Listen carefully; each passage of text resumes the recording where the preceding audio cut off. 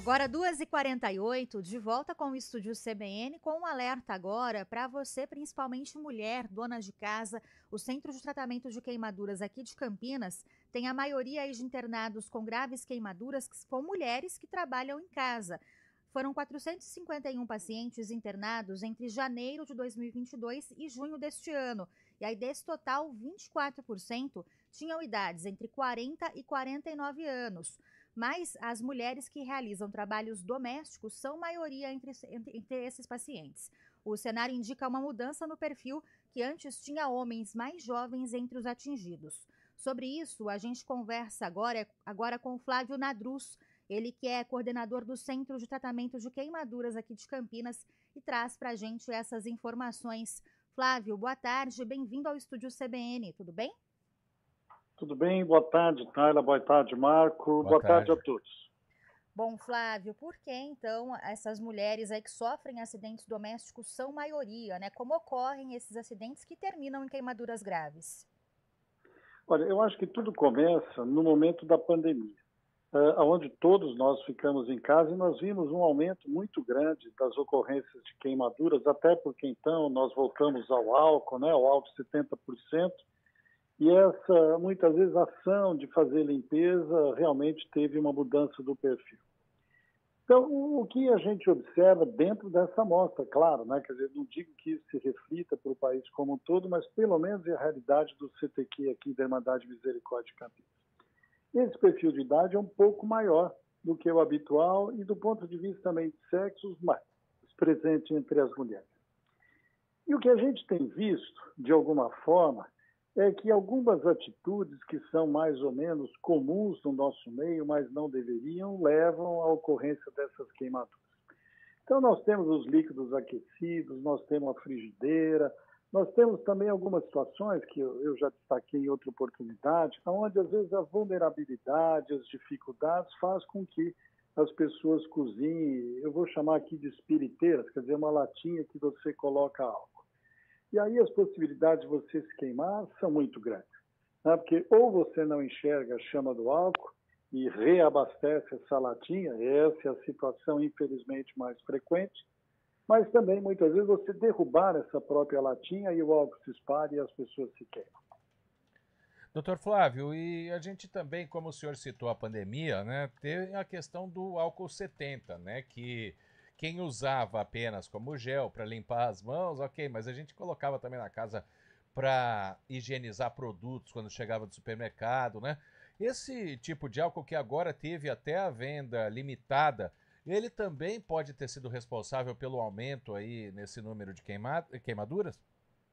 Eu acredito que sim, mas nós temos um problema grande, quer dizer, a partir de 30 de abril, a comercialização dos 70, só para uniformizar aí, né, a informação, ele ficou proibido. Mas tem o álcool do posto de gasolina, né, que inclusive não é um bom desinfetante, né, quer dizer, a gente não deve usá-lo para limpar, aliás, não deve usar para nada álcool de posto, a não ser para abastecer o carro, essa é uma frase forte, né? Mas álcool de posto de gasolina serve para abastecer carro. Ponto final nessa frase. Mas sim, o álcool 70%. Aí era a limpeza do fogão, né, Marco? Às vezes você derrubava aquele litro de álcool, a gente viu acontecer isso. A gente viu, mediante a chama do fogão, as pessoas limparem ao redor com álcool. Então, são diversas situações. Mas por que eu queria destacar agora uma coisa, se vocês me permitem? Claro. É muito importante a gente prevenir a queimadura. Então, álcool, não. Já que você não tem o 70, álcool não dentro de casa. Mas identificar todas as possibilidades onde você pode ter uma ocorrência que pode gerar uma queimadura grave. No caso aqui, a gente está focando dentro de casa, a gente está focando principalmente na cozinha, a gente está focando nas mulheres. Agora, doutor, quais são outros tipos de acidentes comuns aí que acabam resultando em queimaduras graves, além desses que envolvem muitas vezes o uso do álcool ou acidentes domésticos com fogão em si, né, durante o momento ali da refeição, de preparar a refeição? Tem outros tipos também de acidentes que são mais comuns nesse ambiente doméstico? Sim, olha, eu vou destacar um que não é tão raro, que é a queima do lixo, né? Então, folhas, coisas que muitas vezes dão volume, as pessoas querem queimar isso. E aí eles usam, o álcool é um dos inflamáveis, mas aí aparece inclusive a gasolina. E aí a quantidade, e às vezes sobra uma pequena brasa lá embaixo, você não queimou tudo, você vai querer jogar novamente esse inflamável, essa é uma das ocorrências que a gente observa. No inverno, o banheiro, aí nós vamos falar do álcool de novo, mas aquecer o ambiente do banheiro com as mesmas latinhas, com as mesmas espiriteiras, não pode, né? Mais uma vez, o álcool não precisa estar dentro da nossa casa. Os vazamentos de botijão de gás. Então, se o botijão de gás deve preferencialmente estar fora de casa. E se você eventualmente percebe um vazamento, é fechar a válvula ou é deixar com que esse botijão vaze como um todo, mas nunca, e quando o botijão está dentro de casa, acender a luz, por exemplo. Porque só aquela pequena fagulhinha do interruptor de luz, muitas vezes, se o ambiente está carregado com gás, e aí é o forno que você liga, mas não pegou fogo, né? Muitas vezes as explosões são extremamente graves. Aí você tem duas coisas, a explosão e você tem também a queimadura nesses pacientes. E pior do que isso, muitas vezes com mais de uma pessoa, né, da família. Doutor Flávio, hoje em dia tem muito apartamento também com gás encanado, né? Às vezes até condomínios de casa também. A gente percebe algumas vezes um cheiro de gás que não sabe de onde vem. Pode ser no nosso próprio apartamento, pode ser num vizinho, né? Nesse caso que não tem como colocar para fora, como é o caso do botijão que o senhor acabou de explicar, o que se deve fazer se sentir esse cheiro de gás? Olha, na minha opinião, claro, o bombeiro, por exemplo, pode dar uma resposta mais completa, né, Marco? Mas eu Sim. diria arejar o ambiente. Né? E em algum momento você tem nesses sistemas, vamos dizer, um fecho geral, né? Quer dizer, um registro geral, acho que essa é a palavra. Né? Quer dizer, então areje o ambiente, se afaste desse ambiente, procure, talvez até os bombeiros, uma orientação mais precisa e, se possível e tiver acesso, fechar esse registro para interromper. O que eu acho que a gente pode destacar, por exemplo, o gás é para andar dentro de um sistema fechado, que combina com fogão, por exemplo, com aquecedor de banho.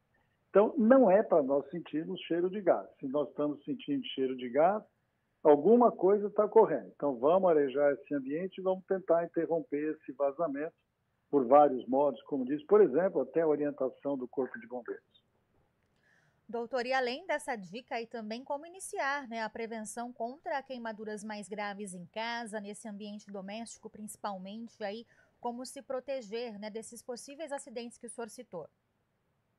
Olha, eu acho, cara, que uma das construções que a gente tem que basear é que a queimadura, na quase totalidade das vezes, pode ser prevenida. Então, é nós identificarmos as possibilidades de risco. É nunca fazermos uma atividade com eletricidade, com inflamáveis ou com gás, que a gente possa lá na frente ter uma ocorrência. Quantas vezes nós falamos, não acenda a churrasqueira com álcool, né? Quer dizer, então é prevenir a queimadura. Agora, muitas vezes a gente não tem essa competência de identificar isso. Isso em todos os níveis, não só as mulheres, qualquer um de nós perante isso. Então, eu acho que aí, se a gente tem dificuldade nessa identificação das fontes de riscos, os mecanismos dentro da linha de cuidado das queimaduras, que se inicia na prevenção e termina lá na frente na reinserção desse paciente, em identificar essas situações. E já tive a oportunidade de falar, e gostaria de repetir, que esta prevenção da queimadura dentro de casa, que é o nosso assunto, ela pode ser feita até com as visitas dos agentes comunitários que nos orientam nas nossas ações, referente àquilo que nós falamos, né? A utilização de outros métodos que não o GLP para cozinhar, da queima do lixo, mas que junto em parcerias identifique que isso vai diminuir. A gente tem uma experiência para falar isso? Sim, é uma experiência antiga, de 1999, mas isso foi feito no estado do Ceará numa campanha de prevenção.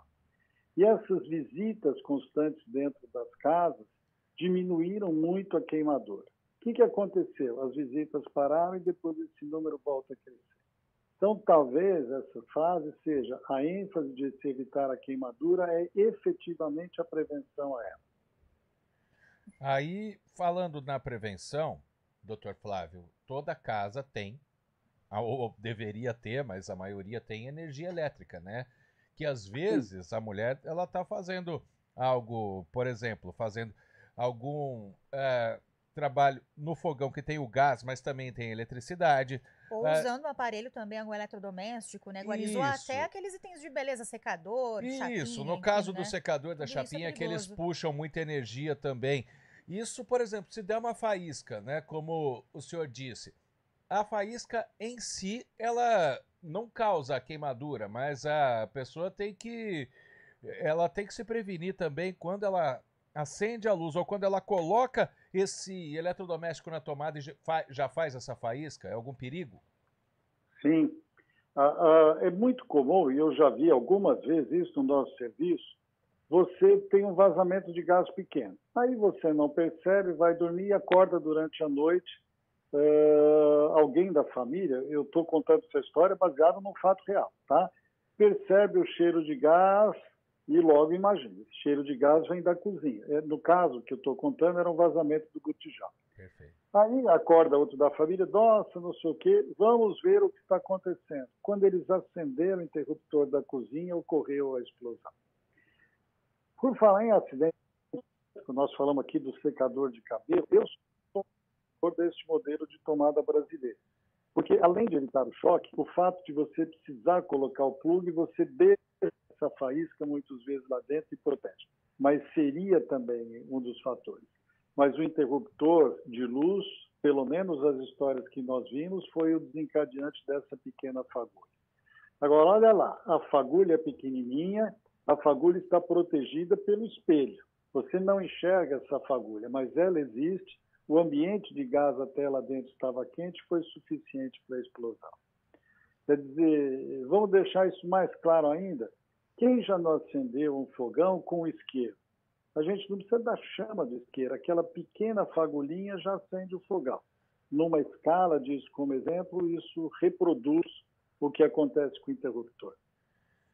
Tá certo. Dicas, então, que o Dr. Flávio Nadruz trouxe para a gente, ele que é coordenador do Centro de Tratamento de Queimaduras de Campinas, que fica na Santa Casa aqui da cidade, atende pessoas com queimaduras graves da cidade e também da região, e teve essa mudança no perfil, então, que o doutor trouxe para a gente. Maioria aí dos internados são mulheres mais pobres que realizam trabalhos domésticos, por isso são importantes essas dicas de prevenção.